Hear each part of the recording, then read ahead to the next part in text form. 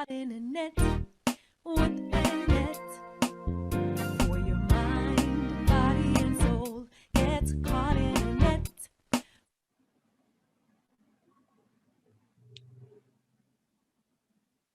Here to inspire you and encourage you to be your very best. Get caught in a net with Annette.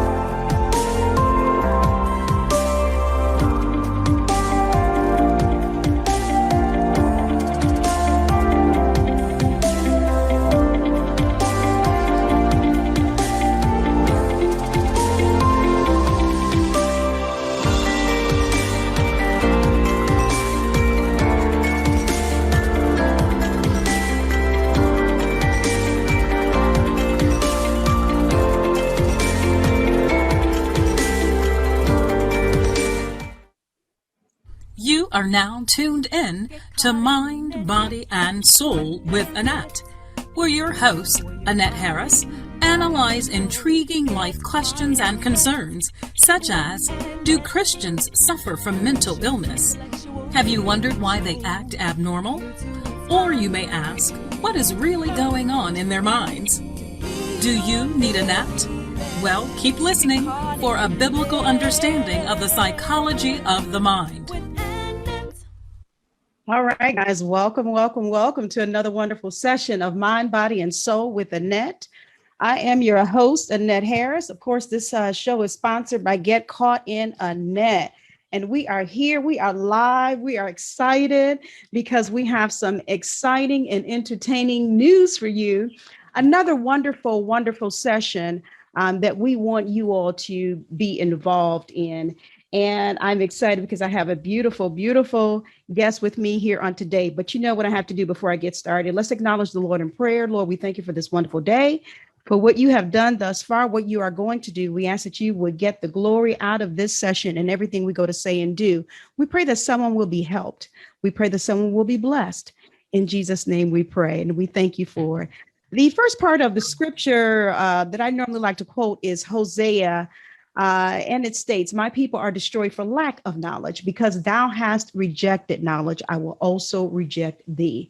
And we start it off with that scripture because simply enough, we want to attain as much knowledge as we can while we are here in this present world. And of course, we are discussing psychological and spiritual aspects of everyday life. And my guest on today is going to bring nothing short of that. I am welcoming to Mind, Body, and Soul. This is her first time here. Here to Get Caught in the Net is Tracie McKinney. The turnaround life coach is here in the virtual house on this afternoon. How are you feeling, Miss Tracie? I feel wonderful. Truly blessed. How are Good. you? I'm doing good. You're looking great, sweetie. You're looking great. Thank you. You are so welcome. You're so welcome. And you guys, when you come in here on the live feed, I see you joining us and I appreciate you. I'm on my page, Get Caught in a Net. I do encourage you that when you come in, you can go ahead and click that share button. Click the share button. I have tagged my guest, so it should be on her page as well. If she wants to go ahead and share from there, she can do just that. And so when you come in, do that for me. You know, I always tell you, I haven't said it in a while, but it costs you nothing if you click the share button. It costs you nothing. And that way we can let everyone know that we are live. And there are so many that we're looking at the actual promos for today, and they were very interested in what we had to present. So this is your opportunity to remind them that we're on. That way they won't miss a beat. They can always go back and look at the recording as well, but we are here live. Also, we're live on my YouTube channel. If you go to YouTube and type in Get Caught Internet Incorporated, you will hear us live there. My wonderful producer, Earl Winfrey, is actually helping us out with that. He is producing for us over there.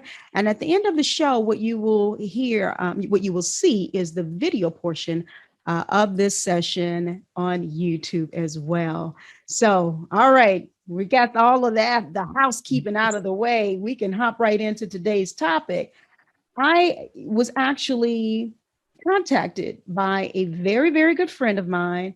I call her, she's my little sis, Brandy McCord. She inboxed me probably about, a few weeks ago. I'll just say it that way. And maybe it was longer. I don't know. But she said, sis, she said, I have met, or I've just gotten off the phone with a young lady who I believe would be a good fit for your show. And she was so enthralled by what she had learned and had spoken with this young lady about. And I said, okay. Now, certain people, when some people inbox me and tell me, I think this person should be on your show. Now, I don't listen to everybody. I'm just going to be honest with you. Yes. I don't. Some people I can understand, I can trust, more or less. And some people I have to do a little bit more digging to try and see if they're a good fit or what have you. But I trust Brandy, and Brandy has actually presented a lot of individuals to my show. And so when she said this, I said, okay, it's got to be something. If you caught Brandy's attention, and she can be a hard one too. Look, I don't know if she's on here or not, but she could be and I mean that in the sense of she wants perfection. She wants to make sure that, everything is in order. She's not going to just throw anything your way. She's not. So I had the opportunity, I'm just giving all this little background here, had the opportunity to contact Miss Tracie, and we spoke on the phone, and I was floored. I was floored because of the conversation. I was floored because a part of me could kind of relate to what she was saying. And what really, really impressed me was how she allowed the Lord to direct her path eventually. And to bring her out. Yes. And see, that's so key and so important. I think I mentioned this to her on the phone. I said, Tracie, one of my things I always say is that our journey is not necessarily for ourselves. Yes. It's not only for us. The Lord allows us to go through things so that we can be able to pay it forward, minister to others, and do whatever we have to do, because God has so much love for us. Oh my God. Yes, he does. Yes, he does. And the things that we go through, trust me, you are not alone. Yeah. It may feel like you're alone sometimes, but you're not alone. God is right there. Yes, so I've done enough talking. What I would like Tracie to do for me right now during this time, I normally ask my guests to kind of present themselves, introduce themselves to my listeners and supporters so that they will know who you are. And then we can go further from there. Okay. Who is Tracie? My name is Tracie McKinney. I'm a mother. I am a certified life coach, author, business owner, and just, serial entrepreneur, and a daughter of the King. I give God all the glory and all the honor for what he has done in my life, even when I was being hard-headed and running the other way, and he still kept me and sustained me. So that's who Tracie is now. I'm doing everything for the glory of God. Beautiful, beautiful. Well, you know what? She's very modest. How she just introduced herself. You know what? I know it could be a little bit, maybe sometimes uncomfortable to talk about yourself. I get that. I get that. But I want you to toot your horn so that they will know. Everybody will know who you are. It's okay. It's okay. Lay it out for us. Okay, so Tracie McKinney, the turnaround coach, this certified turnaround coach. My website is www.tracie, TRACIE, McKinney.com. I also own a credit restoration business, which is DLM, Legendary Consultants. A lot of our people have a lack of knowledge when it comes to their credit. So everything that I do, I want, to help our people to learn and to grow and, not be stagnant, and to let them know that, life traumas happens, things happen, but you can come out of it and you can, prevail. Also, I wrote a book. Never would have dreamed of putting my life out there in front of the world to see. It's not something I would have ever dreamed of doing, but that was all God.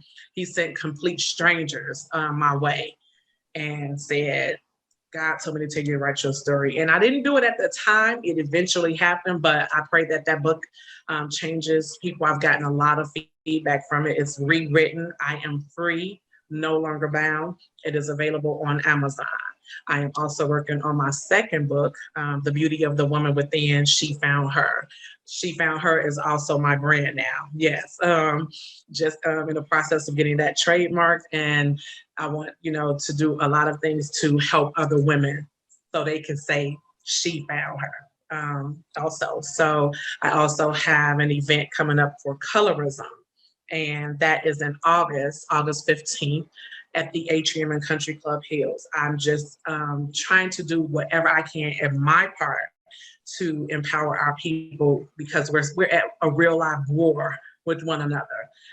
We talk about racism, but we never address what's going right on in our own culture. We ignore it way too much. And so anything that I could do to shed light on that and to bring about some type of unity with, then I'm all for it. I'm all for it. So I think I've covered about everything.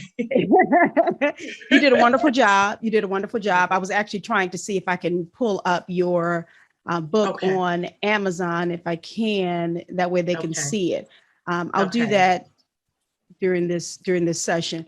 But yeah, you brought up an awful lot, and I'm grateful that you did. One thing that I wanted to say is that what you said toward the end is so true. We are focused. And yeah, we understand. We unfortunately have been through, a lot of racism. And in this world, last year was an upheaval, as I stated on many shows before.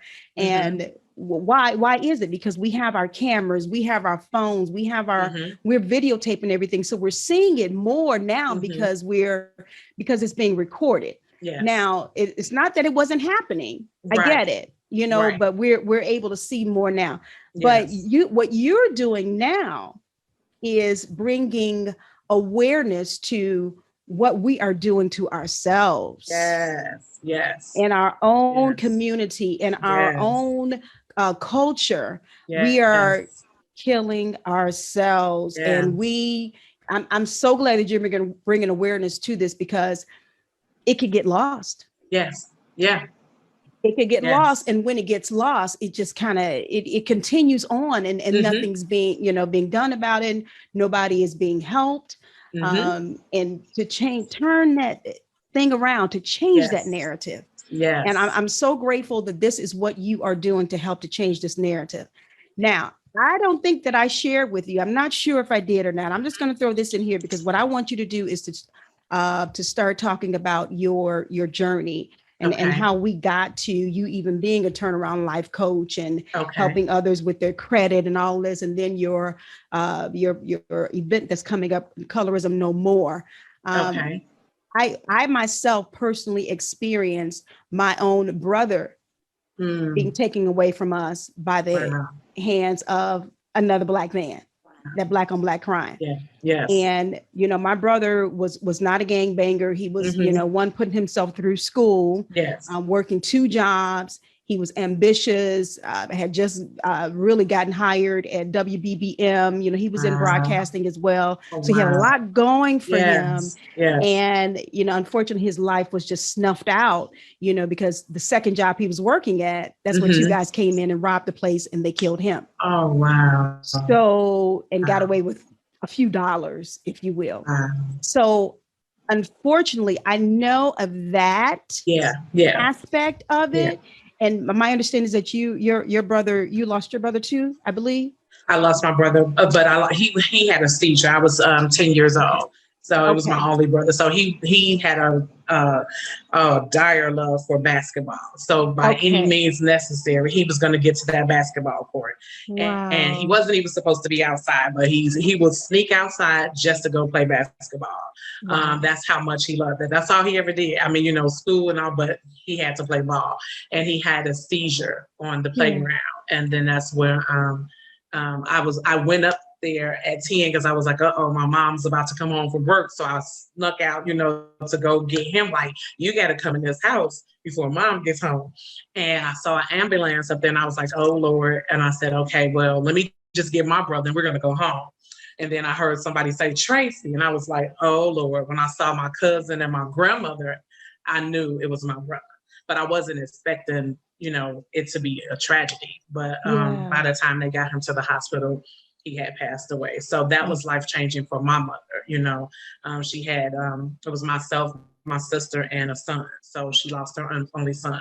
So then never in a million years would she think that her daughter would go through that exact same thing. Exactly. Yeah. So, that was, that's life-changing. Yeah. My three favorite men, my son, my father, and my brother, Yeah. my three favorite men, but I know they're watching over me, Definitely. Definitely. Yeah. Yeah, and you're telling their story and you're helping. You're telling their story so that you can help somebody else, and that's what I appreciate and I love about what you're doing. So let's kind of talk about it. Maybe a little, Okay. rough, but Okay. let's talk about your son, your firstborn. Okay. Is that accurate? Yes. He's your firstborn. Yes. Yep. And so Only let's talk son. about. Yeah. Oh God, that's Mama's boy. can I tell you, I had started reading your Kindle and I normally, your book on Kindle, should I say, I normally like to go to bed at a certain time at night and I had to pull myself away. Wow. And it was so intriguing. And can I just say, I love the way you wrote it. I love the way you wrote it because I can relate. People are able, can be able to relate to it. Yes. And you kind of broke it down and made it reader friendly, user friendly, if you will. Yes. You were telling your story. Yes. And you brought me into it. So you're bringing those readers into it. So I just wanted to throw that in there. It's well written. I haven't finished the entire book. But from what I've read so far, I got to go back and finish. Thank you. Yeah, nobody but God. Nobody but God. And I was adamant with the publisher about not taking my voice. Like the editor, do not take my voice because this is exactly how it happened. So I didn't want you to turn it into some, oh, we got to talk proper and no, and turn it. No, we're gonna in the parts that needed to be hood. That's what it was. Because there you go. This is what happened, So the amazing thing is that, like I said, I never even dreamed of writing a book ever. I was, working my 9 to 5. I've been working for a health insurance company for almost 19 years now. And I was, blessed to be able to work from home to raise my daughters and, and I was okay. Right. So, when I lost my son, when I got that phone call, that was the worst day of my life. Like I was literally at my desk just about to log off for work. And I just was like, okay, this is not happening. And I called my mom because I knew he was just with my nephews and they were all together. And it was the crazy thing is my mom said, oh, he's in the basement listening to music. So I was like relieved, but she kept calling his name and he didn't answer. So in the matter of him leaving out the house within a matter of 15 minutes, my son was gone. The hurtful part is with him and so many others, it's always someone So that's what I tell these young men out here and young women, because they're getting more and more caught up in it just as much as the men, that you don't have friends. You really, you know what I mean? You can know someone for 30 years, okay? You don't have friends. You really have to be careful how you move and who you trust. Like, because sometimes it be the ones right in your face that are envious of you, jealous of you, and just want you out the way. And unfortunately, that's how this situation happened. It was, someone I knew. I knew the mother. I knew, the whole neighborhood, all in the same neighborhood. The parents grew up together. Now our kids were growing up together, killing each other. And so I often sit back, what could we have done more as parents? I was the mother though. If my son was on the corner, I'd jump out with bats. I'm that mother.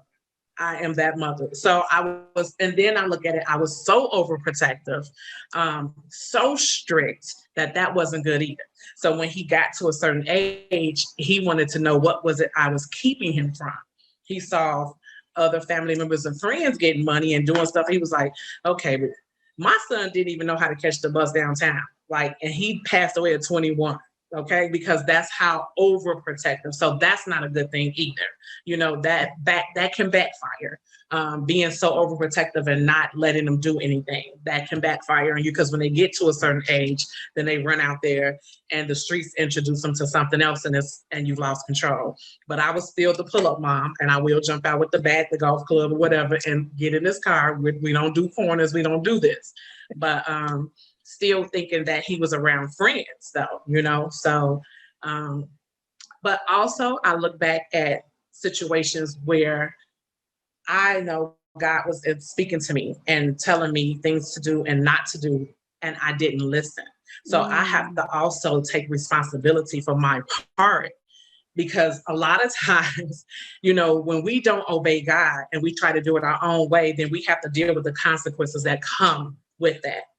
And this is no shade to my ex-husband, but God had already told me that was not my husband on several occasions. So now it's like, but Tracie thought, oh, I could change him. Oh Lord, I could change him, honey. I can make him a good man, So, and many of us women think that, and we can't play God. I got to let God be God. So I didn't listen because I didn't have that relationship with God. And a lot of us know God, but it's a complete difference when you have that relationship. And when he's speaking to you, you have to listen. It took me a long time. I was one hard-headed sister, man. But I, give him all the glory now that I have finally listened. And I just think about, like you said, it's still a purpose in everything, so not saying that you have to stay stagnant. You have to stay in those situations. You can come out of it, but trust his plan for your life. You have to. Can't do it without him. I don't want to do anything without him. So when I, like you said, I don't want, want to ruin the whole story, but so when I realized that I married someone who I wasn't supposed to marry, and then now I have kids with them, so that came with it.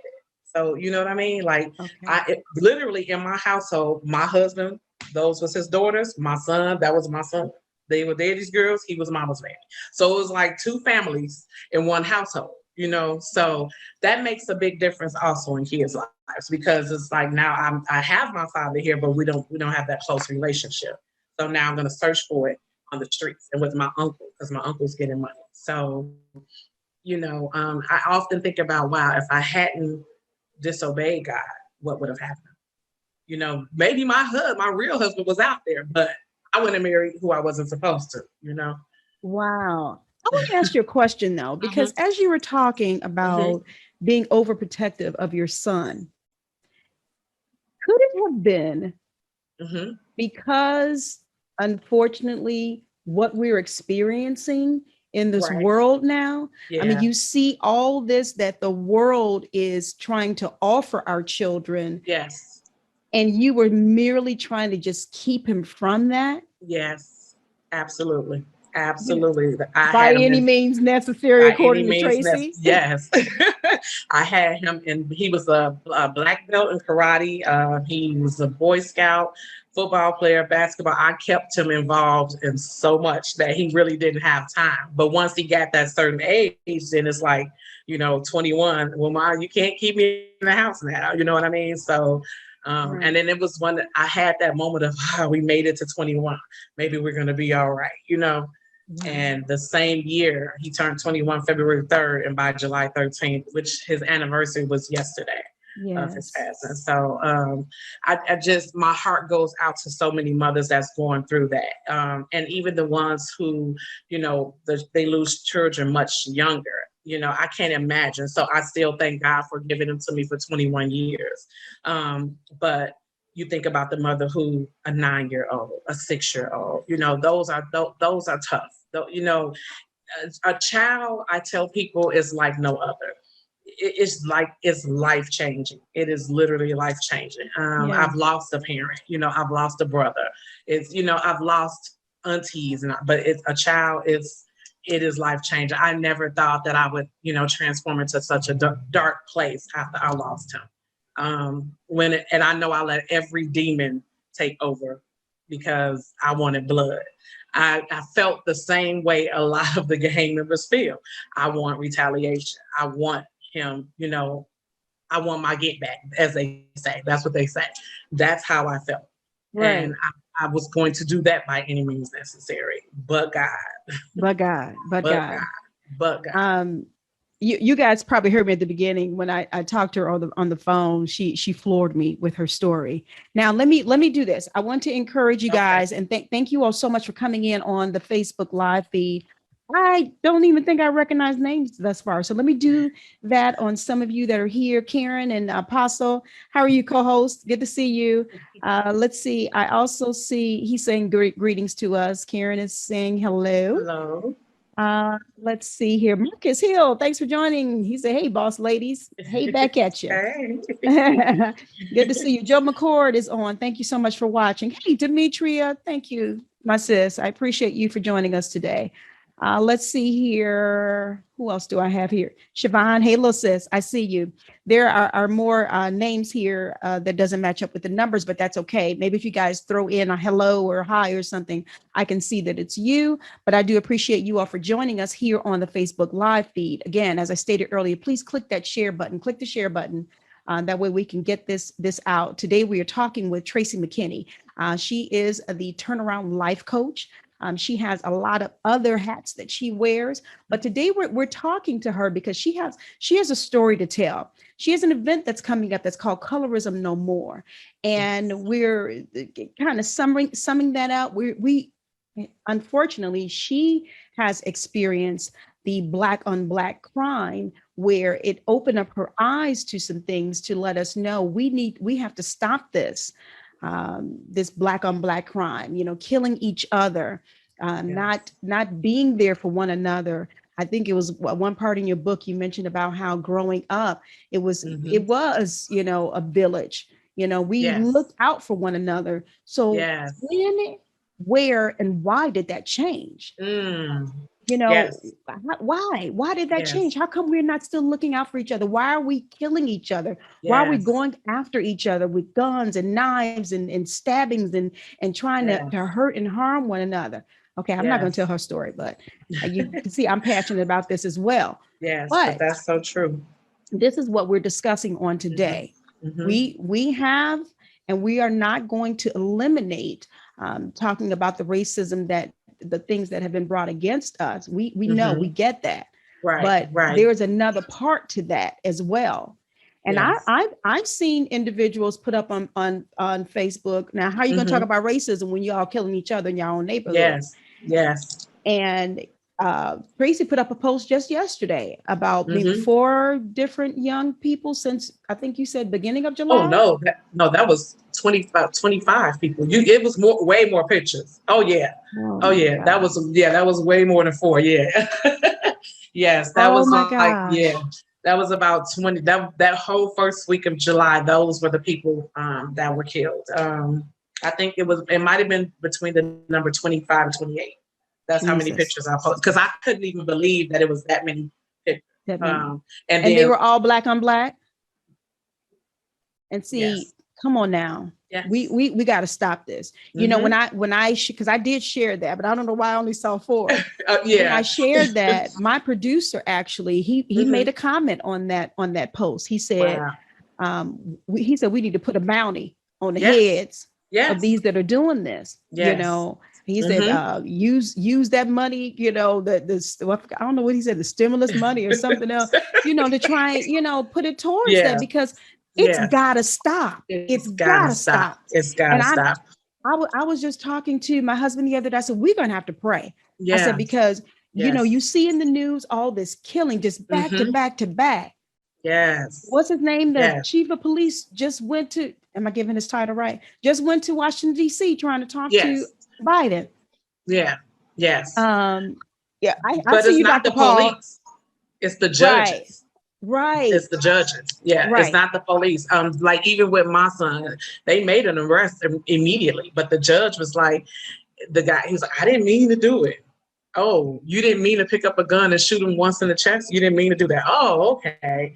And then it was so crazy because he told so many different stories. So people in the neighborhood thought, oh, Dante's mama, she's crazy. Oh, you're right, I'm crazy. And because I did my own investigation. I got the gun that killed my son and turned it in. Yeah, I went out there and turned into a gangbanger. That's how deep in the streets I was. So when I say that the demonic spirit took over my whole life, and I welcomed it, because you don't get to walk around and smile and first you said you didn't mean it, but then you bragged on it. No, you don't get to do that. Oh, no, not my son, and but the police, they made the arrest, the judge, oh, you didn't mean to do it. Oh, okay, we're gonna let you go home. Oh, so now I go home, I'm the man now. I got a body out here. That's how they say it. Oh, I got a body. You're not the man if you don't have a body. And that means you kill someone. So now you commit more crimes. Now he has attempted murders. He has all types of crimes since my son. And you ask me, he keeps getting back out of jail. So it's not the police. Okay. But this is the problem. We don't want to talk about the real issue. We are comfortable with saying, oh, the white man did this. Oh, the white man did that. Oh, my God. We were slaves. No, you were not slaves. Our ancestors were slaves. And I think you are dishonoring our ancestors by acting as if you went through what they went through. You didn't go through that. You wasn't shackled and beaten like they were. So that's even more reason for us to honor them by doing, because I'm sure they stuck together. That's how they escaped, right? A lot of them, they got together and did what they had to do. But no, what do we do? First thing we do, pull out a camera. Let me record. Oh my, you see him? He shot up over here. Let me record him. That's what we do. That's what we do. And I've seen that meme so many times with the crabs in a bucket, and we just pull each other down. That's what we do. But nobody wants to have the real conversations. We don't want to talk about that. It's mind-boggling because it's still a slave mentality, even though you yourself was not a slave. But I want to honor my ancestors by showing them that we can come together, that we're kings and queens. We should be acting as such, not monsters, not just, oh, you looked at me the wrong way, pow. Really? Where like you said, why? Where did it change? When I grew up, it was a village. Oh, let one of my neighbors see me doing something wrong.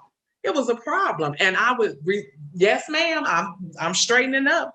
Nowadays, it's don't say nothing to my child. Oh, no, if you don't tell my child what to do, that's what we're dealing with. So now when we deal with parents who don't want anybody saying anything to their child, then people mind their business and say, okay, well, and then it just keeps getting out of control. How do we have 13-year-olds out here carjacking? Come on. 13? 13. Carjacking? And of course, a lot of people are not shooting them because you're looking at that's a baby in your eyes. I don't want to kill you, but I'm not going to let you kill me. So I just don't understand how are we getting so much worse? Yeah. No, we don't have to all hold hands and be best friends, but we got to learn to coexist. We have to, you know what I mean? I don't understand how we could even address racism or anything with this much hate in our own culture. You hit it. That's it, right on the head. Yeah. We cannot address it when we have all of this hatred. Oh my God, you have just preached a whole word right there. You really have it. And they're saying it on here as well. I see you, Carolyn. I see you, Dr. Paul. Thank you all for joining us. Pastor Pam, thank you. I appreciate you for coming in. Let's see, comment here from Demetria Pitts. She says she's preaching the whole unadulterated truth. Excuses is all the majority of us are good for. Yes. Start arresting the parents and relatives of these bangers. Yes. That part. Yeah. Yes. And Brandy says here, that's true. Brandy says here, she's telling the uncomfortable truth. It's easy to point to everybody else for our personal failures. Growth and change comes from self-accountability. Yes. Ooh, that's deep. Yes. That's so true. Yeah. Even in my book, I lay it out there. I even lay out my wrongs because I was wrong. I did. I told in my book, I said, son, I failed you because I did not do everything the right way. But in order for me to grow, I have to be honest. I can't sit here and say, girl, I was the perfect parent. But let me show you how I can't do that. I've failed him. I've done so many things wrong. And I understand, each child is different and they don't come with handbooks, but there is so much more that we as parents can do. And that's, I tell my kids, you know what, you're right. Let me stop saying, listen to your mom right about everything. No, I'm not. No, I'm not. No, I'm not. Yeah. And we don't listen to the kids. A lot of times we don't, we have to respect them as people, and understand that they are human and they have feelings too. And so I think, and it's funny because even a lot of the gang members I talked to when they were growing up in my neighborhood, when my son started hanging out the streets and I would talk to them, even to this day, they will still talk to me. I know they just want somebody to talk to. I've made them cry. I've said, you're the toughest man on the street out here, but I've talked to him like a man and made him cry. That's all they need. But a lot of times we push them away and we like, no, you're not, you know what I'm saying? But some of them want to be saved, but I think they get into that life and they don't know how to get out. I was having a conversation with someone and he said that if he got out the life and tried to work a 9-to-5 and do, the right thing, he still feels like, oh, one day I could be standing at the bus stop and my past will catch up with me and I can get taken. You know what I mean? So I think a lot of them don't know how to get out, or if they do, will they be taken out? So they're going along with the flow. Followers. Wow, that is so it's so many. Yeah. There's got to be a way out, Jesus. It's got to be a way out. It's got to be. Carolyn, get to know Jesus. Yes. Yes. Yes. Carolyn and Divine, I see you all. Brandy, thank you so much for tagging individuals. You guys can tag as well. Beatrice, Okay. I see you. Carolyn Smith. If I didn't say your name, thank you so much for coming in. I wanted to mention one of the individuals that's on here, Dr. Paul Phillips. Okay. He actually has a foundation called Better Man Than Me. And what he does, he is reaching out to these young men. Okay. And he is making sure that they have resources, that they have a way or somebody to talk to. Not just like you said, you went out and you talked to them or whatever. He has this foundation where he's able to reach these young men, and he also gives out scholarships and different things like that. But he sees them out there on the streets. And one thing you just said, which is key, and I believe he uses this as well, they want someone to talk to. Yes. They want to be able to be heard. Some of them don't want to be in what they're in. Yeah, you just said mentioned some of them are like, okay, I want to, but then what's going to happen eventually is my past going to catch up with me. So again, I had him on my show. Again, my hat is off to Dr. Phillips and you and others as well who are reaching out to these young men that are out here on these streets. Yeah, the young women, they need them too. They need assistance and help as well. But if we, the thing is us realizing that they need it and then being able to reach out and to do something about it, not just say, oh, that's such a shame. They just, because we can talk all day long. Oh, trust me, we can, but somebody's got to help them. Somebody has to. Brandy says here, we have to speak directly to their serious concerns for leaving that life, quote unquote, that life, or we Mm-hmm. will never reach them. I Yes. totally agree. Yes. So true. Um, And it takes a village. It takes a village. It Indeed, does. it does. Indeed, it Yes. does. Yes. So after, the unfortunate loss of your son and Mhm. how he was taken away from you, yeah, you went through a period where first and foremost, you were trying to find out exactly what happened, Yes. and Yes. it's rough when you get that call, Mm-hmm. yet you don't know all the events surrounding it. What exactly Yes. happened? So Go yes, ahead. exactly. Yes, because when I got that call and when I got to the hospital, we went to Christ because they told us he was at Christ and nobody was there. So I was like, okay, well maybe they got the wrong child.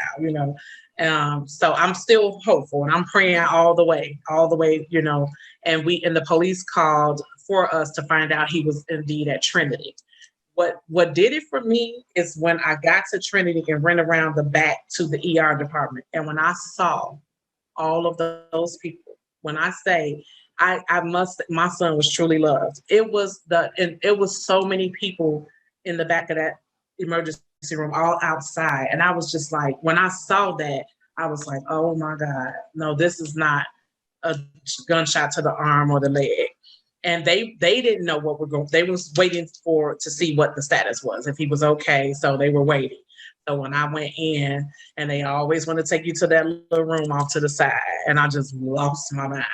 So after that, I still tried to understand: did he mean to do it? Was it an accident? Did the gun go off? My son was dating his sister. My son was 21. He was 16. So I was still trying to give him the benefit of the doubt. But then at the same time, you still pull the gun out. And then when I got, autopsy reports and all of that, and it didn't line up with what his story was. He just kept telling different stories. And I'm the mother. I didn't listen to people in the neighborhood. I went right to that house where the individuals were. And those are the ones I questioned. And I continued to do it. And continue to do it. But people in the neighborhood were just like, she's crazy, she's believing everything. But they didn't know. I was not talking to other individuals.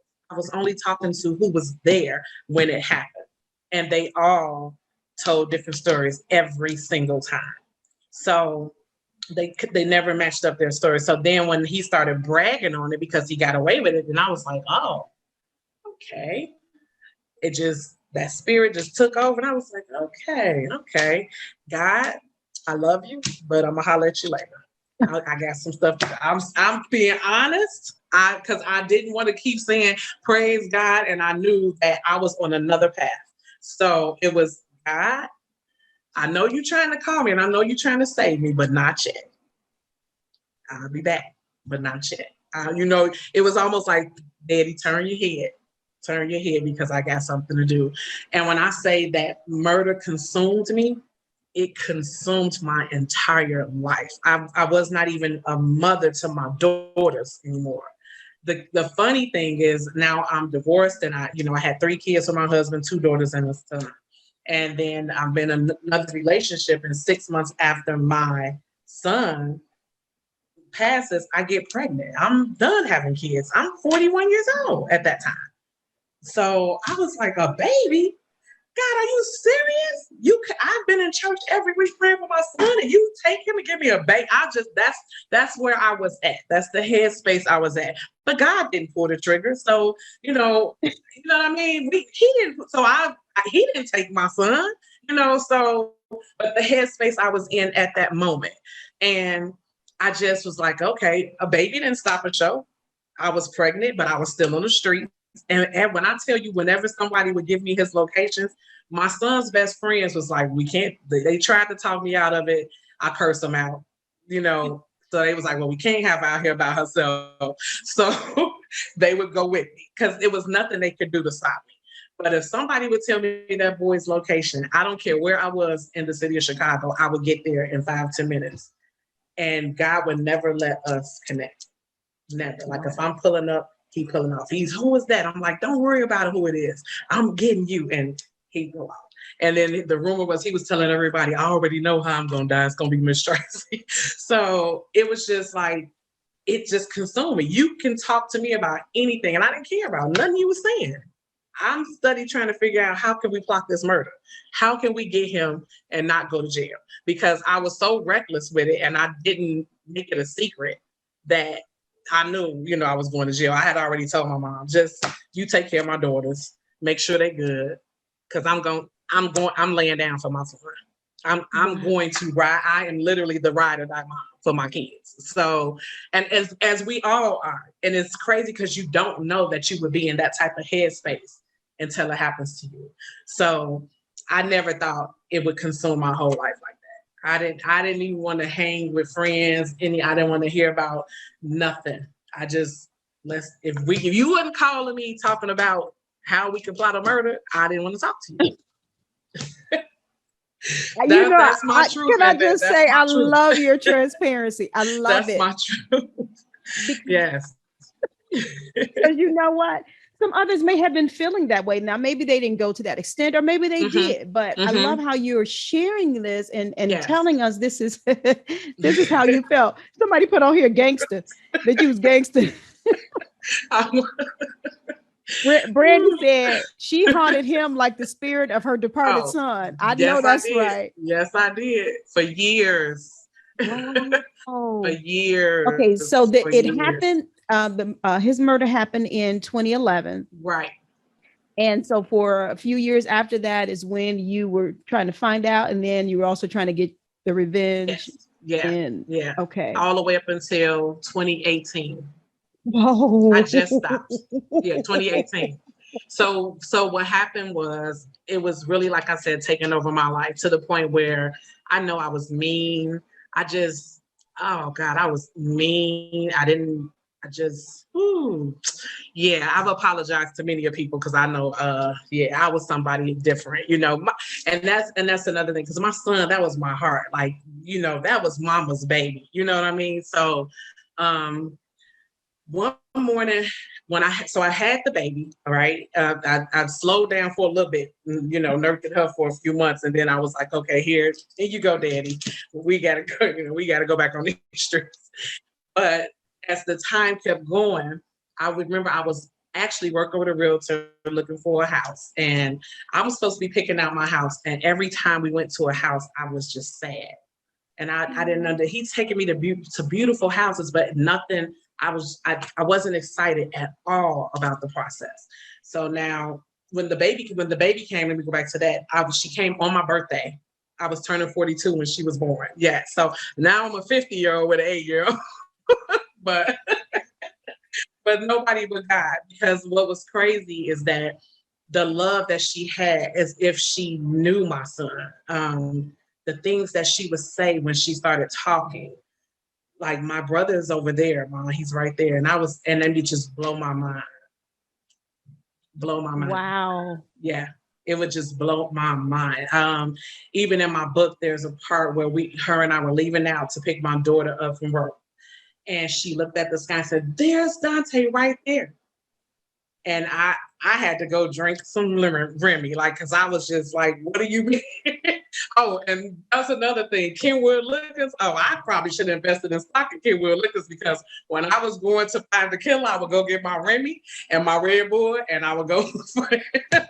But it just blew my mind. So I was like, oh my God, I knew that she came for a purpose. And the love that she has in her heart is just like she came to kind of help me come back, But okay. I just wasn't happy in Chicago anymore. So I knew that if I didn't leave, I was going to self-destruct, because again, like I said, now it's not fair to my daughters. I'm not being a mother to them. So after I had the baby, she was going to Trinity United Church Christ daycare. And another mother up there that, you talk to other parents up there, never hung out with any of the mothers outside of the daycare. One mother and I were talking. She was like, well, I'm going to leave. I'm going to Missouri because I don't want to raise my son here. And I was like, I understand. So I wished her well. And a couple months went past. I'm still looking for houses, but not happy. And I just get up one morning just crying. And I go call her phone. And I said, can you tell me what part of Missouri you're in and what is it like? And she was like, I'm in a small town called St. Robert, population of 6,000. It's real small and quiet. It's diverse. You know, military town is like 5 minutes away, and it's not a party state or anything like that. And I said, oh, wow. I said, send me the zip code. And I'm sure she thought I was crazy, but because I'm still trying to figure out, God, how am I, Missouri? I've never even stepped foot in Missouri. But I actually looked online, found an apartment, prayed that it looked like it looked on the internet, and paid for it, and told my family, oh, I'll be leaving in 2 weeks. That's how everybody found out. I'll be leaving in 2 weeks. Are you serious? Packed up and left. I didn't have any idea where I was moving, you know, what it was going to look like, anything. Thank God it was beautiful. But, and that's where I got back my relationship with God. Well, that, you know, grew and walked into my purpose there. But what kept happening the entire time is complete strangers would just say, God has a calling on your life. And I'm like, what is happening? It just kept happening. And I was like, this is crazy. So when I got to Missouri and I was like, I want to go to church. And I went, I know the young lady probably think I'm crazy to this day. Like, you don't even know me. You just up jump, but it's okay. we go to church. And as soon as I walk in, the pastor was like, it's different this time. You're not going to run no more. And he was like, and God has something so special for you. And I was just like, so I was trying to release it, but we kept making trips back to Chicago because now I feel bad. I'm taking the kids away from dad and, you know, family and grandma. So I'm making frequent trips, but I'm still now looking for the killer. And the last time was in 2018, and I saw him. And my son's friend was standing with a big gun. And I reached for the gun. I said, if you get out the car, I'm laying you down. And it was everybody outside because it was a school reunion or something. And I didn't care. But that's when I knew, okay, you got to stop coming to Chicago for a while.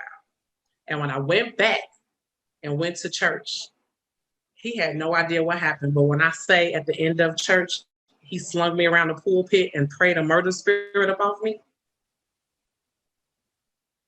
And he had no idea what had just taken place in Chicago. When I'm a big girl, I'm tall, big, and he slung me around like a rag doll and prayed that murder spirit up off of me. And that's the day I released it. 2018, September. That's when I released it. Okay, so you had that opportunity, but obviously God didn't allow you to do it. Yes. It was several of those opportunities, but that was the worst one because that was like we were really face to face. It wasn't one of them he was pulling off. But when I did that, he got up out of there. Oh, so when you told him if you get out, he just left? Mm-hmm. Yeah. Okay. Oh yeah. Yeah, he know I'm crazy. Wow. Yes. Yeah. Yeah, because you said he said if he was gonna die, it was gonna be by your hands. Mm-hmm. My God, they're saying praise God on. I know, right? Demetria Pitt said God sent her, meaning your baby, to help you to heal. Yes. And as you were talking, I was definitely before I read her comment that I was thinking that is so accurate, Pitts, because God knew exactly what to do. He knew how to help you. Yes. You weren't listening to him. No, I wasn't. And like you said, okay, how am I going to get pregnant now? Really? Right. You know? Right. And no, but I believe, and then all the things that you were saying that she was sharing, how she saw him in the sky, and you know, she would kind of bring you back around to Tracie. Yes. You know, God, I'm telling you, God has a plan, guys. He knows how to do this stuff. Yeah. You know, we may have it all mapped out in our minds.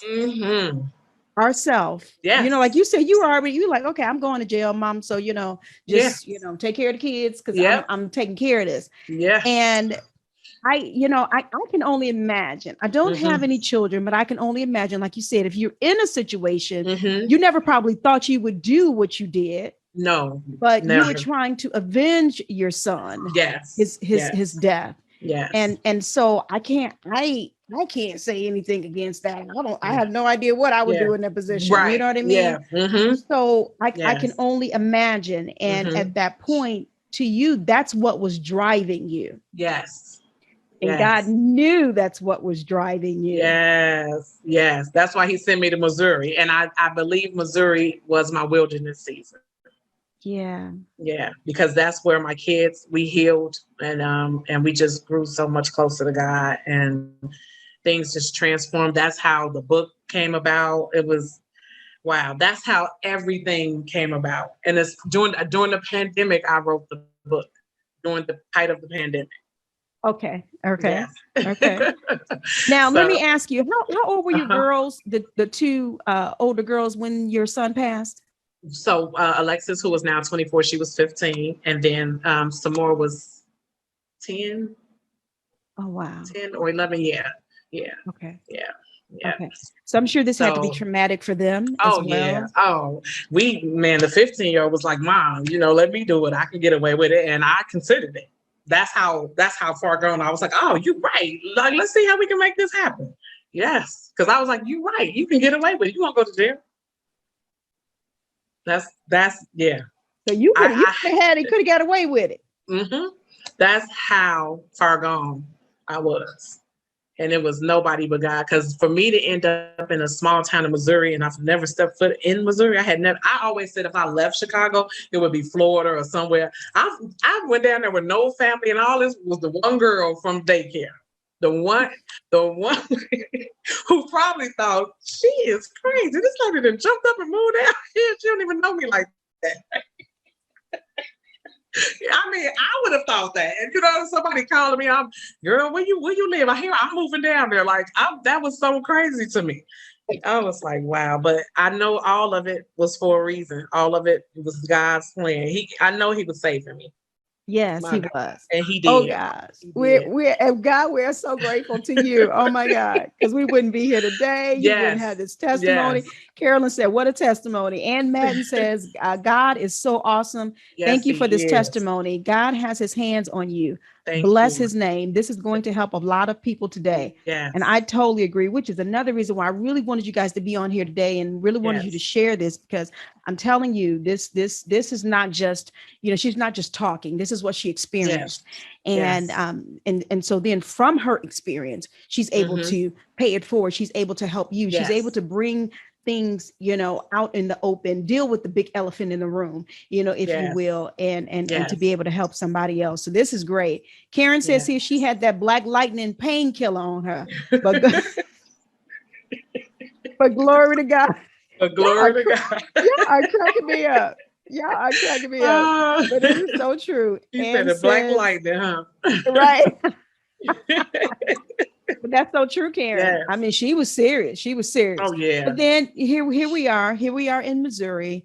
Yes. And, the Lord knew what you had just experienced. He knew what you needed to be delivered from. Yes. See, sometimes you actually said it. You verbally said, I need to stop going to Chicago. Yes. Mm-hmm. But God knew.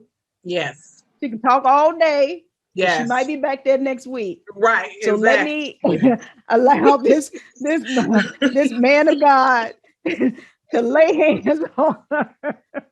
Sling her around a little bit. Sling her around. Because I was like, are we fighting? What's going on? Are we fighting? But because I was like, and when he said, I was like, oh my God. He was like, lose her. I was like, oh my God. I was just wait a minute, Tracie, did you say, were we fighting? I was taken aback. He had never. I was like, "What is happening right here?" I mean, like I said, I'm tall, so you just slinging me around. Like, I don't know where his strength came from. I was just like, but when I say he was serious, he was like, "Oh, you gonna lose her." And that is the day I released it. I am forever grateful for Pastor Charles Howard and his wife, First Lady Cheryl Howard. Forever grateful. Forever grateful. Oh my God. Yes. Girl, you got me crying over here, but I hear you. Yeah. Oh God. Yes. Oh, goodness. They're saying this is free. And Beatrice, thanks for joining. She said she's working, but this is free in her. This is free. Wow. Yeah, this That's is why God has good me stuff. sharing. I'm telling Yes. you, I'm telling you. Yes. So let's go in here. Now you had your daughter, she was all on board and she was like, Mama, Yes. I can do this. Yes. So when you, Oh when my the God. Lord I went blessed about you, mask. what? I had the scariest mask you ever wanted to see. Oh yeah, I was buying masks. It was so funny. We laugh about it now, but there was a scene in Boys in the Hood that we actually lived, and it was so unplanned. It was just so crazy. We were out, we had heard he was in the neighborhood. Like I said, my son's friends couldn't talk me out of it, so they was right there riding out with me, right? So we're in the car, and I see him. I'm 9 months pregnant with a dress on, looking all dressed up, right? And I jump out the car and go running. And my play sons are like, Mom, get back over here. Because they couldn't control me at all. So I'm running and the guy, I see him and he's like, who is that? And I said, don't worry about who it is. I'm about to. And he jumped in the car and they sped off with him. And when I got back in, my son's like, get in the car, get in the car. So I get in the car and we're riding. And one of my other play sons in the back seat, he was like, let me out. That is exactly the scene from Boys. But we didn't think about it then. We laughed about it years later. We was like, Right. I was like, oh my God, like we really lived that scene from Boys. Because he was like, let me out. I can't believe you jumped out the car. Him like that. I was like, oh my God. Yeah. Tracy, you were Oh my God. serious. You were Oh my God. serious. Oh my God. I Mm. couldn't put everything in the book.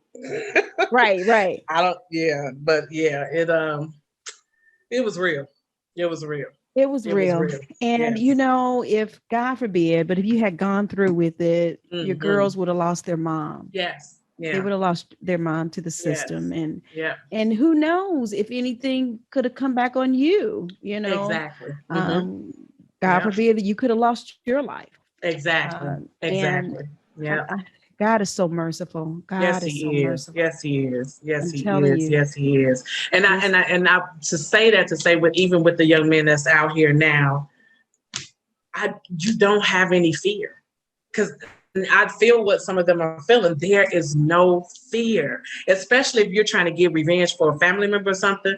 It's not one iota of fear in your body, in your spirit, in your soul at those times. None.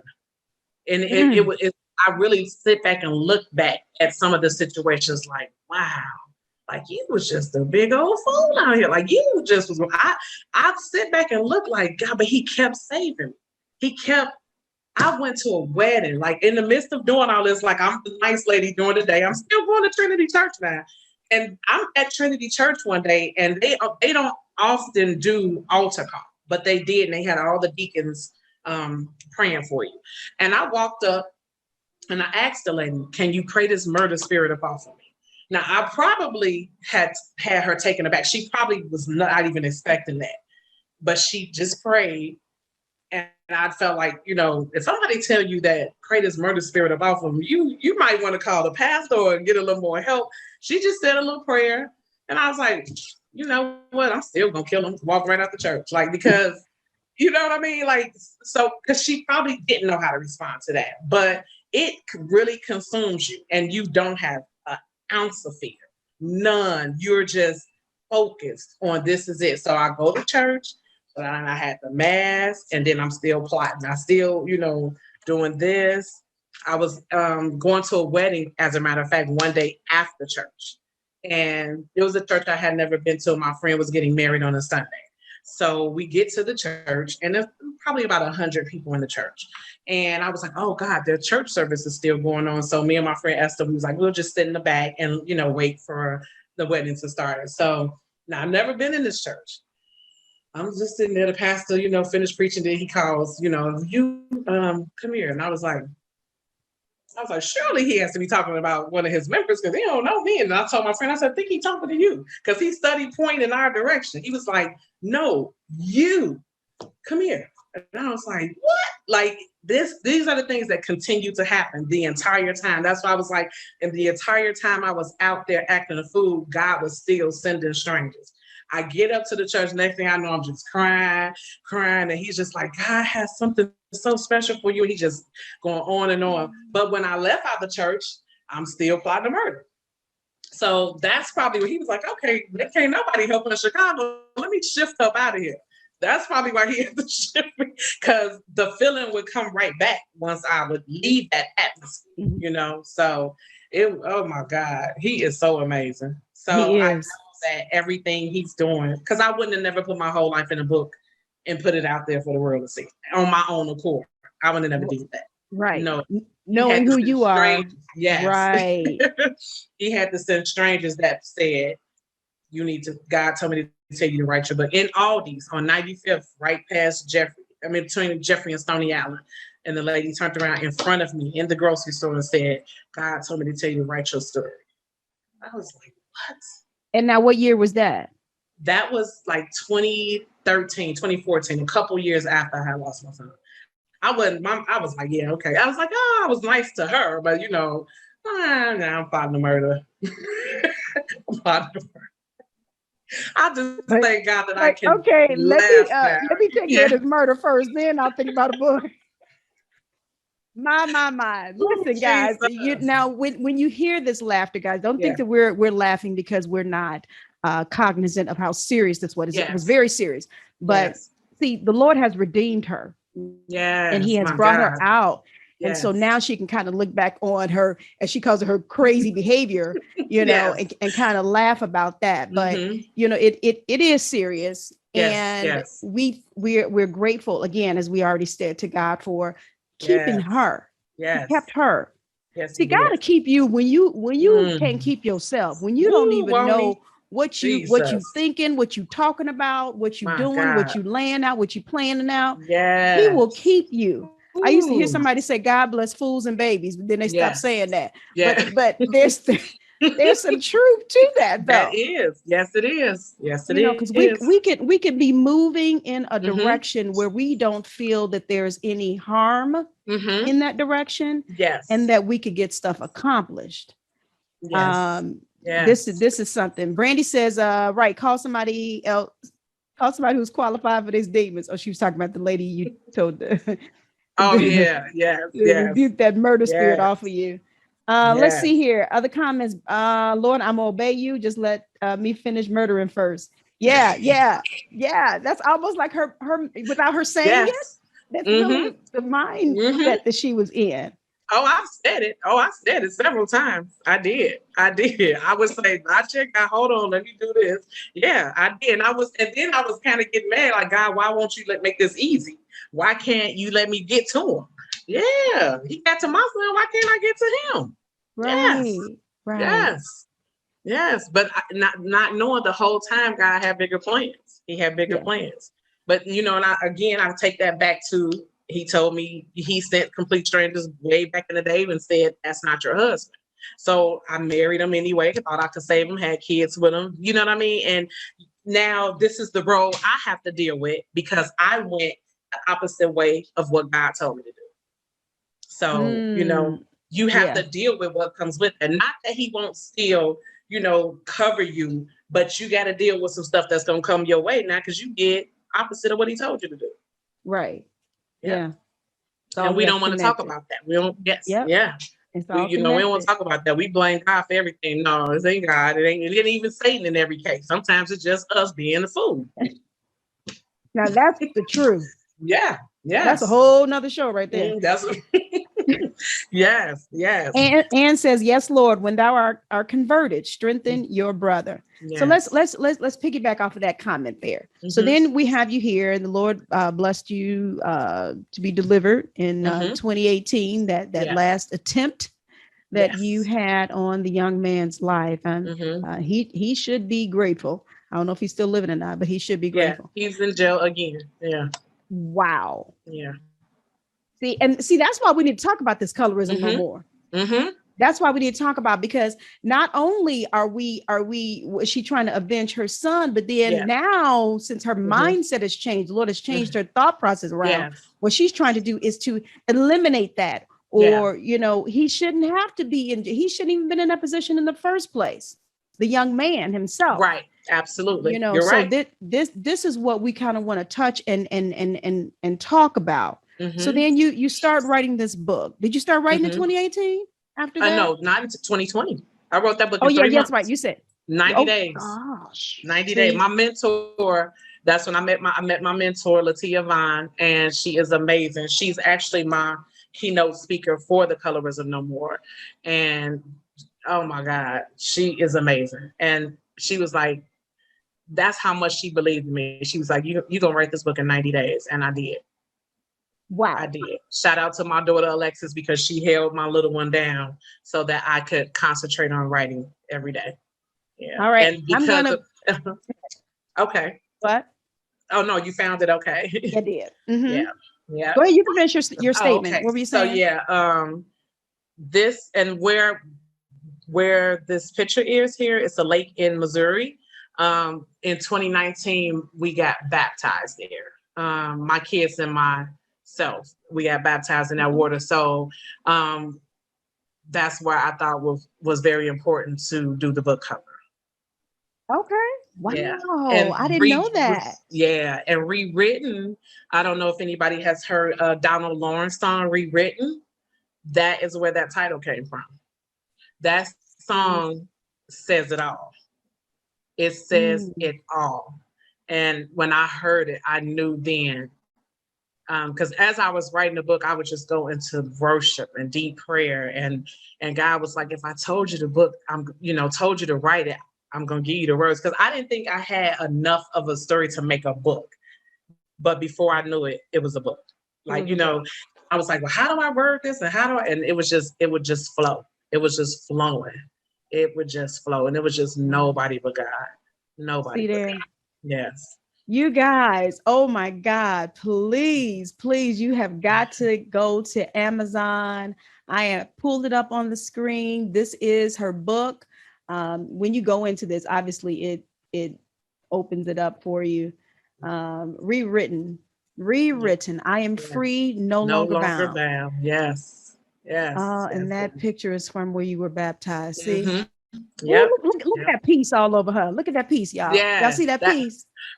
That's why the graphic designer chose that picture. She said, do you see the piece that's on your face right there? Because I chose another picture. I had a picture where I put my hands in the water and the water was dripping.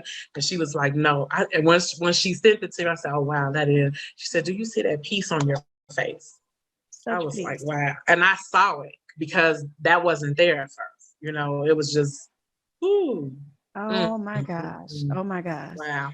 So now everything God tells me to do, yes, God, I got you. What's up? What we doing now? And even though it still may be uncomfortable, like even the colorism is uncomfortable. I didn't want that assignment. I actually tried to pass it to my mentor. I was like, you should do an event or something on colorism. But God kept giving it to me, but I'm trying to give it to somebody else. And then my other friend, Nicole, said, stop passing your mantle. I said, oh, righty then. I was like, God, why me? And I still tried to ignore it for a while. And all of a sudden, every time I log on social media, there would be something about colorism. I was like, are you serious? I saw white people and light-skinned people know your privilege. I saw this, just so many things. I was like, oh. Are you serious? Yes. Wow.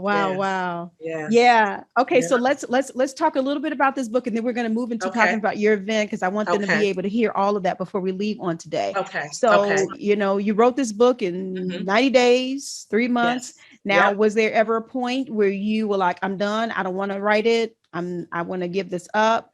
Did you have to overcome anything in that respect? Moments. It was difficult moments to relive, because I had to relive everything. And it was painful. It was. But I did it. I kept, if I needed to take a couple days away from it, I would do that. Because now I'm writing about my mom, my dad, my brother, I'm reliving everybody's, So I would just take a few days away, but I was determined that I was going to be obedient to God and get the story out. And I knew that it wasn't about me. It wasn't about me. I said, if he wants me to write this story, then it's a bigger purpose, and it's not about me. No, do I want to tell my business? No. But and I just felt it would help somebody else. And you don't have to have lost a child for it to help you, but it's probably some form in the book that will help you, especially when it comes to having a relationship with God. Yeah. So I did, and I looked up, and the book was done. And I honestly, I was like, I don't think this is enough for a book. And then my editor was like, "Are you crazy? This is almost 160 pages." I was like, "What?" So she read the book like 3 times before giving it back to me, because I didn't. So the book didn't even get released until October 2020, and I did a book launch in Orland, in Chicago, Orland Park, in September, right before the book was released. So did you? yeah. Oh, Orland is not too far feedback- from me. Yeah. Okay. So the feedback I have gotten from people who have read it has just been. I had a young lady who said, when her son was a baby, he got burned, and so she was mad at God, like, how could you let a baby get burned? But she said when she read my book, she wanted to get her relationship back with God. See? Yes. And that's why you said a few minutes ago, it doesn't, Mhm. you don't necessarily have to lose a Mhm. child or a loved one to relate to this book. Yes, exactly. So it helped her, because she was mad at God for years. Her son is grown now. He got hurt when he was a baby, and she held that grudge for years. And she said, your book just helped me so much. And I was like, wow. So just the feedback I've received from people, I'm just like, okay, God, have your way. Because that's when I realized it's not about me. Have your way. You had me write it for a purpose. So let it reach who it needs to reach. You know? Okay. Yeah. Okay. Yeah. So now you did mention that it was hard to relive some things as you were writing. Yes. Now, when the book came out, were there some things that you said, oh, maybe I should have put in, or I shouldn't have put in? No.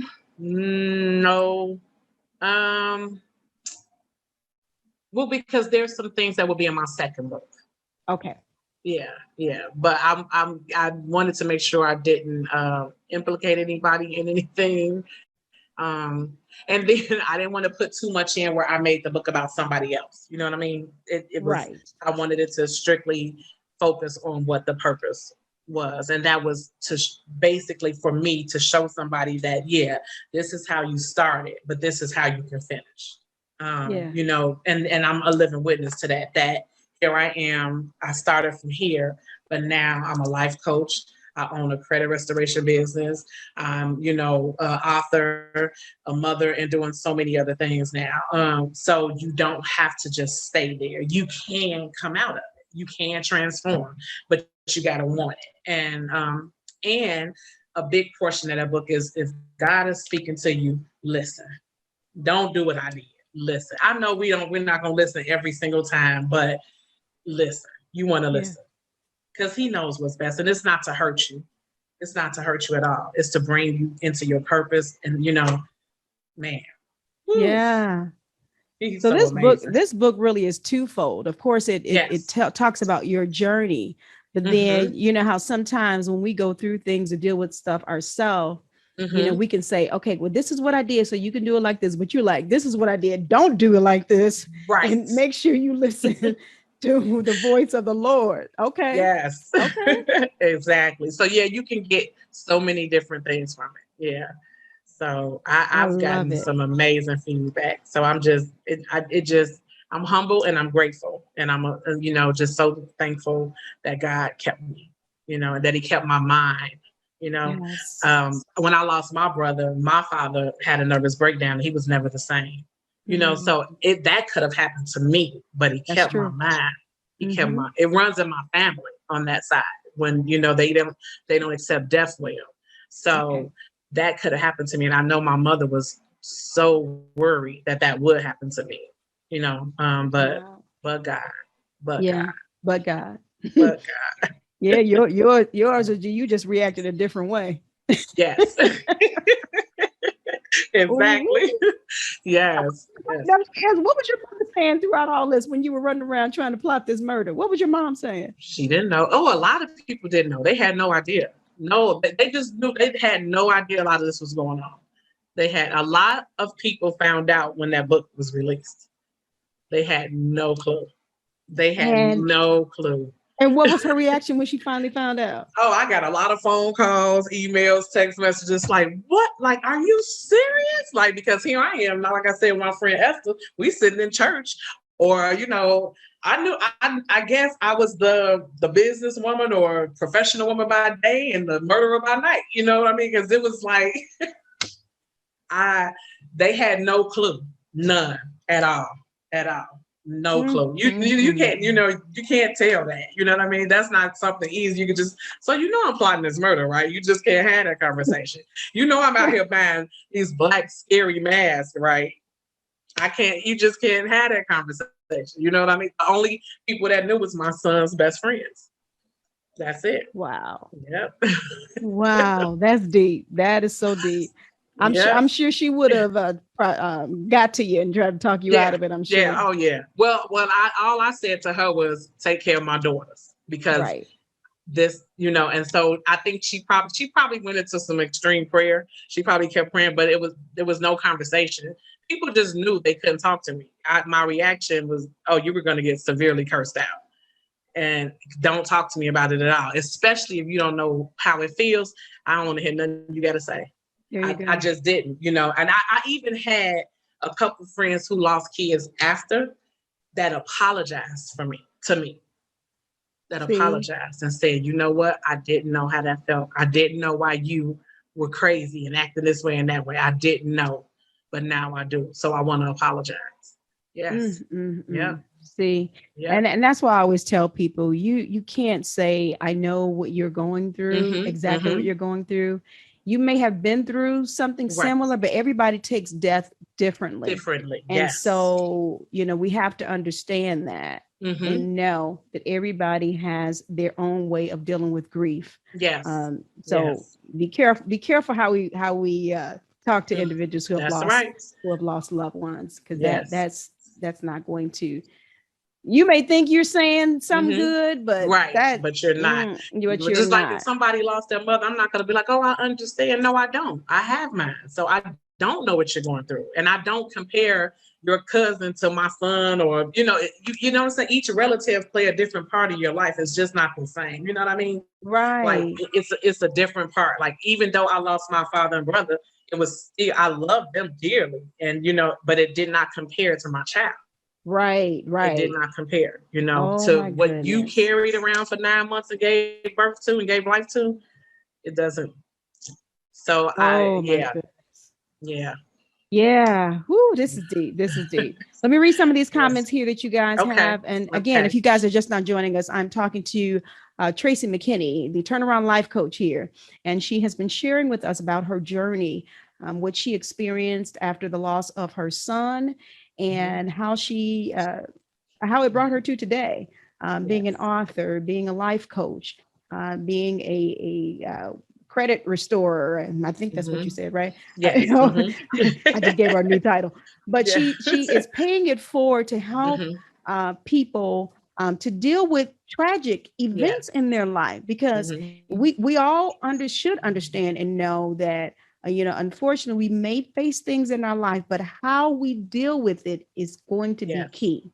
Yes. Now, the Lord allowed her to deal with it in her way, but he still covered her and brought her out. And so this is what we're discussing on today. Yes. And so she's trying to tell you, you can come out on top.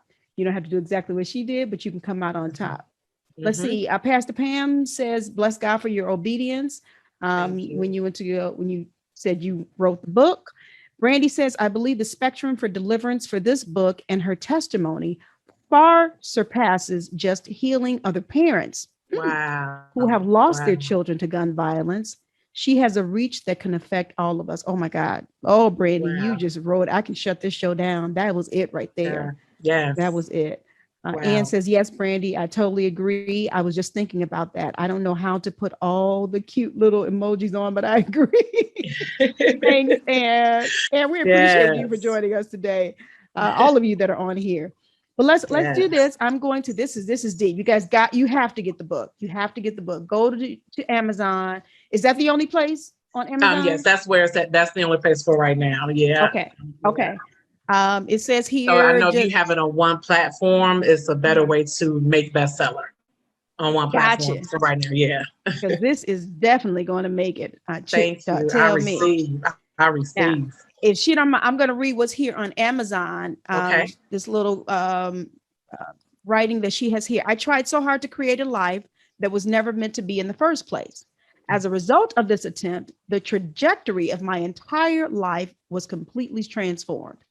A traumatic loss occurred and forever changed my life. I turned into someone I didn't recognize, and you guys heard about it on today. And I wanted blood by any means necessary. Woo-hoo. Demonic spirits had overtaken me, and I was okay with it. I even became an ally to Satan. We were on the same team. Yes. Then right alone is deep. That's deep. And then she has the questions here. Could I ever come back from this? Or would this be my demise? Could I be saved? Or was it too late? In this book, guys, rewritten, I Am Free, No Longer Bound, you will embark on a journey with me through pain, betrayal, heartache, murder, and redemption. Yes. Good Lord. This story is proof that no matter what life may throw your way, you can choose to face it head on, heal, and be rewritten. Yes. Yes. You guys yes. go to Amazon and look up this book. You will definitely be you're going to learn a lot. Now, I am putting up, she has an event that's coming up called Colorism No More. I see this flyer here. Yes. And Tracie, we said we were going to put in the comment section. Oh, yeah. With the link, they can go to www.colorismnomore.com. Okay. As I am typing this in the comments section, I would love Tracie to talk about this event that is going to occur in August. Yes. And so you can take it away. Okay. Colorismnomore.com, right? Yes. Colorismnomore.com. Yeah. Okay. So again, God put this on my heart last year. And again, it wasn't something I wanted because I know this is something that, we don't want to talk about. We don't want to be uncomfortable, but it's time for us to get uncomfortable. And it's time for us to deal with right in our culture before we can face or even deal with racism. We can't say racism is not okay, but hate in the Black community is okay. Hate amongst one another is okay. That is not okay. And I feel that the more we hate one another, the more racism we will receive. This again was put on my heart, and I knew that I had to be obedient and walk into it. And I wanted this to be a special event. This is my first time ever throwing an event, and the support that I have received has been nothing short of amazing. People just like, I just want to be a part of it. I have some amazing panelists. I have a performer by the name of John Pierce. Again, a phenomenal keynote speaker. Latia Vaughn. I have a praise dancer. I just wanted to be an experience, a sit-down dinner. So my project manager's like, you're selling these tickets too cheap, but I'm trying to, be fair, but you're getting a lot for $65. And I just wanted to be a night where we figure out how to stop this hate. We know everybody in the world is not going to stop it, but how do we even start to make an impact?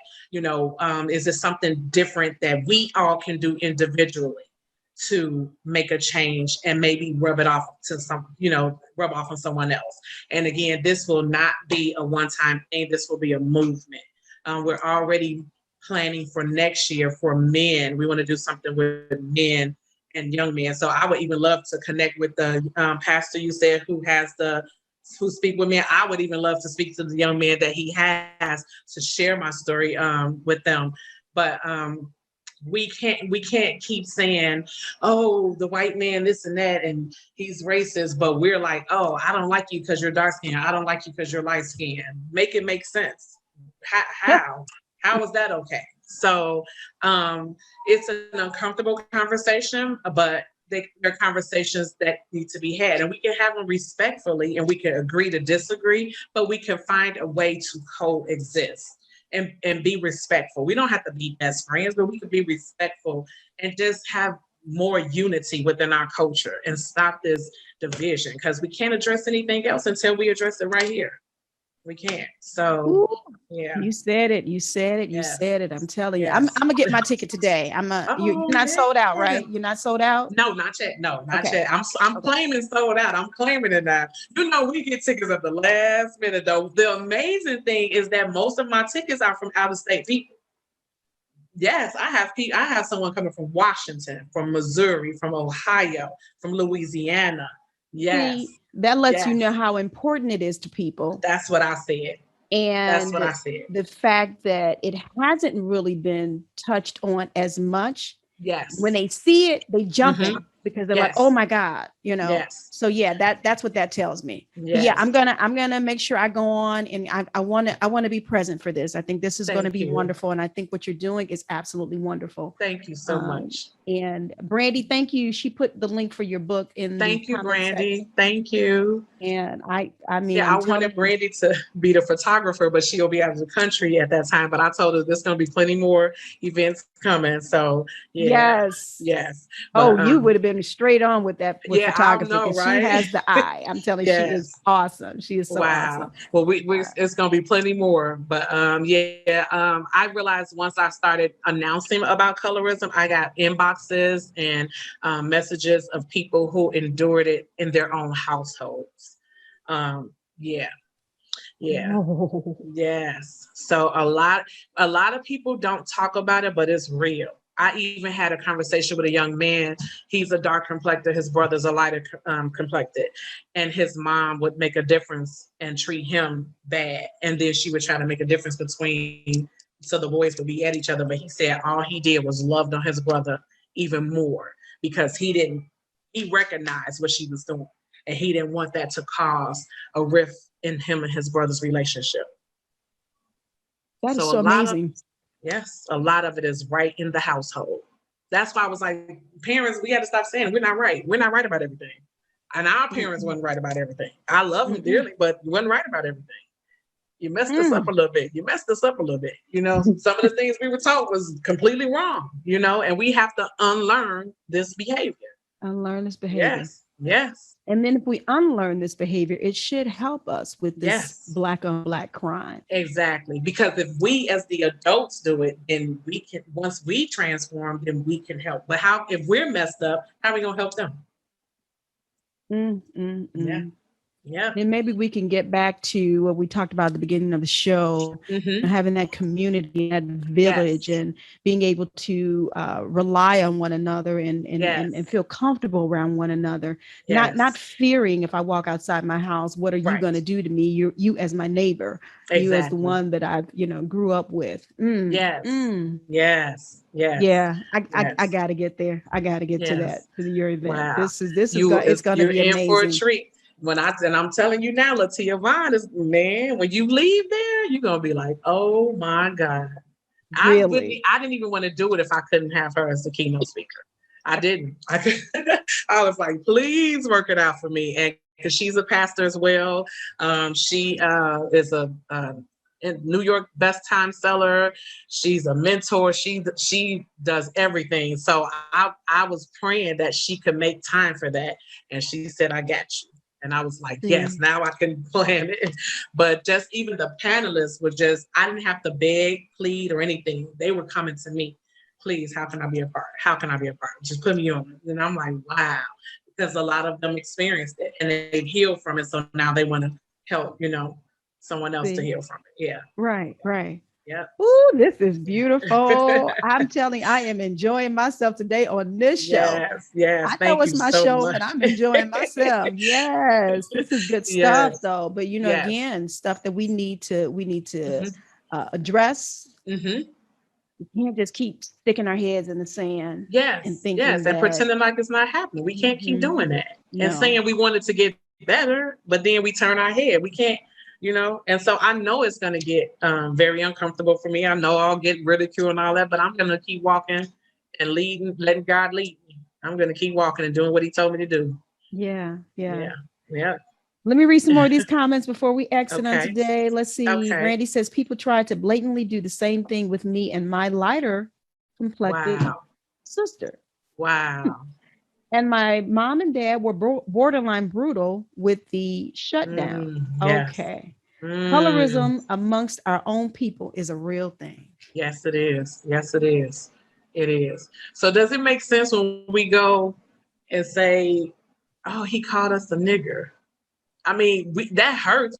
It hurts more when it comes from my people. Yeah. When my people treat me bad, that hurts more. You know, that hurts more, and I don't think we realize that. No, You know, no.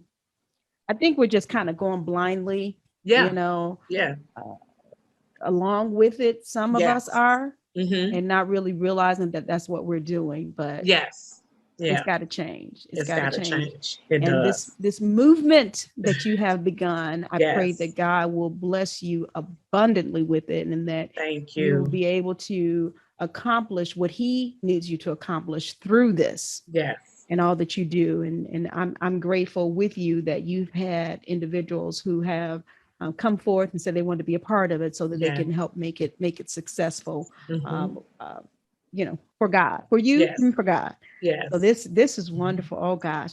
So is there Yeah, anything that you want to wrap us up with on today? I'm telling you, we can go um, on and on, but if we I go know. on and on, then what we'll be doing, and we'll be talking about the book, and we want you all to go buy the book. Okay. Yes, We yeah, need you to get the book. yeah, We because it's need a you to go lot to to talk about. Amazon. It's a Yeah. lot in that book. I'm telling you, even in the few chapters that I've read, oh my Uh-huh. gosh, it just, like I said at the beginning, it just grabbed me. It grabbed me. Wow. Wow. And I jumped straight into the chapters. I didn't even read your Okay. acknowledgments and Right. all that stuff. I'm gonna have to go back and read all that, because I'm sure there's, Yeah. importance in your acknowledgments as well. And but yeah, I'm gonna have to go back and do that. But I just Wow. jumped Yeah. right into it, and Wow. it's just amazing. It's Wow. amazing. And I mean, I Yeah. know it's your story, but Yeah. we all needed to hear it. So I'm Yeah. sorry. You want to Yeah. give us some wrap up words on today? I just wanted to my encouraging words is, if God has put something in your heart, don't let fear stop you. Don't let criticism of others. Sometimes you have to move in silence. Sometimes you can't even share it with everybody else. You just have to do it, and dive right in, and know that He's going to get the glory. It's not, like I said, it's not about me. So I've removed me, but I would love for you guys who have joined to come to the colorism event. I want this to be an amazing experience. I want us to, man, just show how we are kings and queens, and we will be, treated as such, and we could spread love and help our communities come together and stop so much hate. We have to stop it. We have to stop it. So again, this will be one of many things. And all events will be updated on the Colorism No More website. So I would love you guys to be a part of it, though. I would love you guys to come and join us. So I thank Brandy so much for even having me on. I'm saying Brandy. Well, for Brandy for connecting me to Annette. And for Annette inviting me on and having me on. I really do, because it was crazy. That was my first time talking to Brandy. I was contacting her to be a photographer at the event. And we just got to talking, and I was like, and I know that God don't make mistakes, and that he'll put people in your life for a reason. And that's exactly what He's done. Once I've transformed, then it's a whole different caliber of people that He have aligned me with, that are pushing me, and and see something in me that I wasn't seeing in myself. So Yeah. I just give Him all the glory. I'm just so in love with God now. It's just, and I know people like, yeah, you talk about Him all day. I don't care. I'm just so in love with Him and what He's doing in my life. And this piece right here, because what I went through and had to fight through to get to this, I'm not giving it up for anybody. For anybody. So you can get on board and get a little bit of this piece too. But yeah, I'm not giving it up for anybody. So yeah. I love it. I love it. I love your aura. I love how Thank you you. are so energetic and I can't say enough about your transparency, because Yeah. I'm Yes. telling you, people, transparency it's going to help people. Mm-hmm. It's going to help, Yes. because a lot of Yes. times they're dealing with the same thing you're dealing with, or similar. Mm-hmm. And if they know how, you dealt with it or came out of it, Yeah. or even while you were in it, your reactions to it, Yes.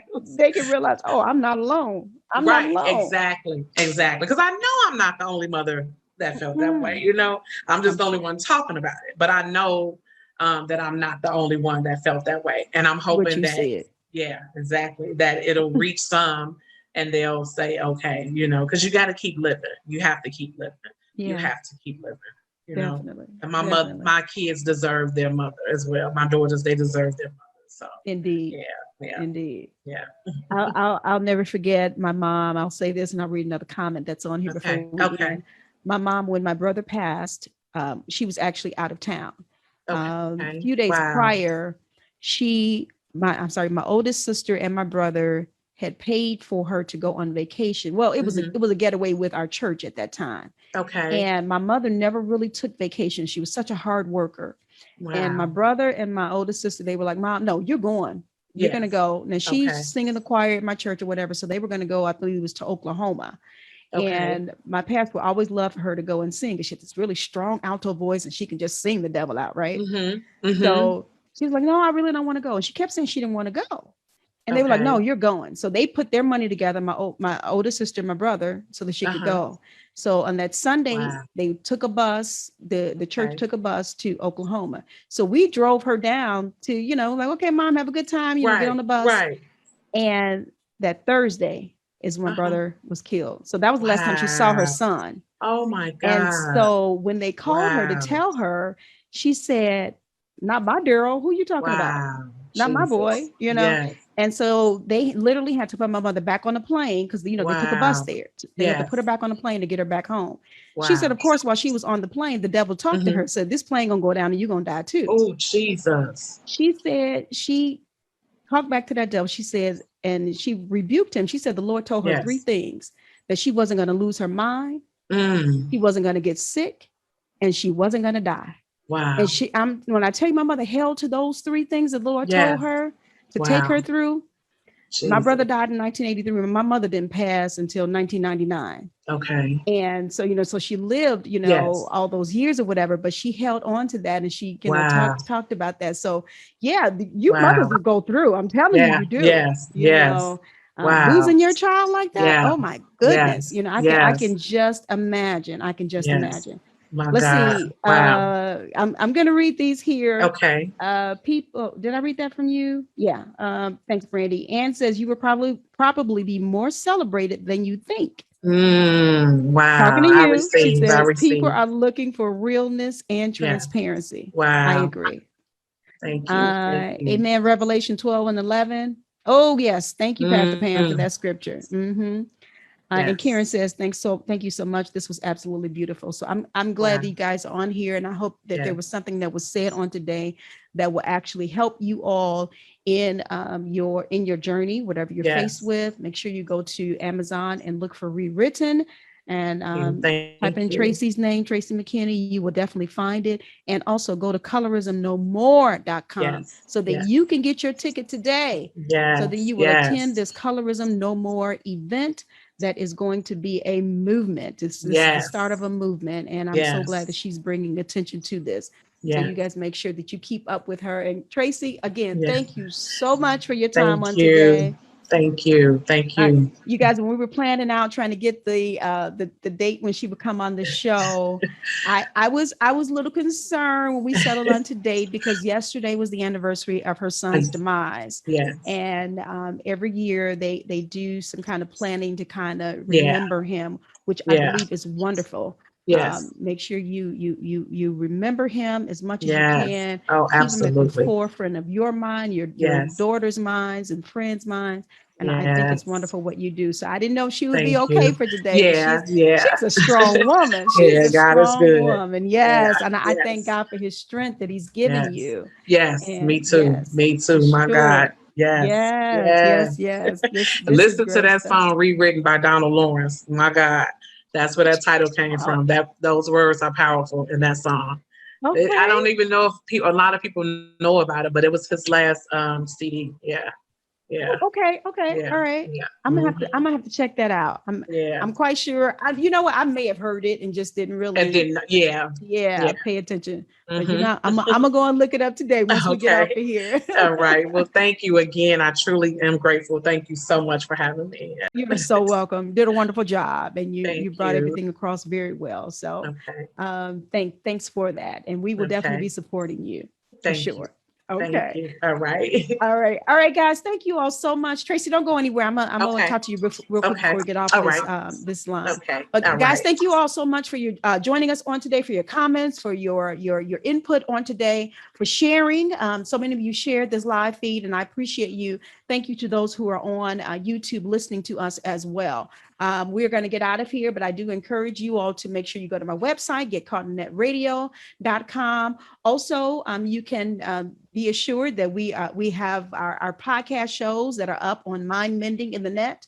I'm on Instagram, Mind Mending in the Net, and also you can, when you go to my website, you will see a section for my new podcast as well. Got some great shows on there as well. We're going to try and get some of this input from Tracie to put on my podcast Yes. shows as well, because I'm telling you, this is some great stuff. But you guys, we're going to get out of here, and blessings to you all as well. Yes. Thank you all for your kind words on today, and we will see ya. I'm going to play my Bye-bye. jingle as we go out. Get caught in a net You guys make sure you take care of yourselves. for your mind, body, and soul. Get caught in a net with Annette. It's your intellectual radio show, here to inspire you and encourage you to be your very best. Get caught in a net with Annette. Sound like Tracie is a songbird. All right, guys, you know what I say at the end of every broadcast. Make sure you stay safe. Wash your hands. 20 seconds. Sing happy birthday twice. Wear your mask. There's unfortunately some COVID is kind of creeping up a little bit in some areas. You guys make sure you be careful. Do your physical distancing wherever you are. Make sure you are adhering to the guidelines that are set forth in that space. All right, guys, we're going to get out of here, and we tell you to just be careful. All right. And Yes. peace.